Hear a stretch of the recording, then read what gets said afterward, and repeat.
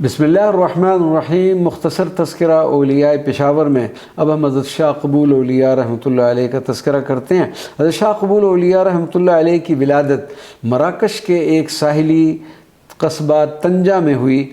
आप रहमतुल्लाह अलैह का शजरा नसब हज़ूर सैयदना गौसे आज़म रज़ी अल्लाह ताला अन्हु से मिलता है। आपके वालिद का इसम गिरामी सैयद अब्दुल्ला था, जो 1123 हिजरी में हिजरत करके वादी सिंध में सैयद शाह अनायत की खिदमत में हाज़िर हुए।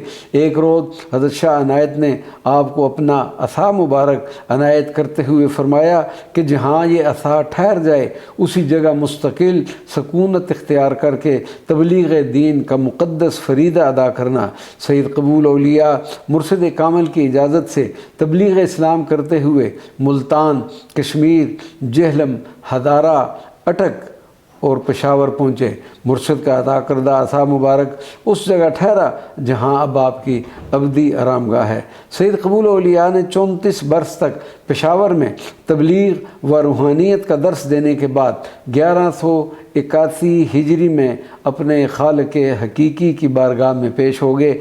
डबगरी बाज़ार, जो अब कबूल औलिया के नाम से मंसूब कर दिया गया है, उस बाज़ार में आपका मज़ार मुबारक मरज़ा खलाइक है और लायक ज़ियारत है। वमा अलैना इल्लल बलागुल मुबीन।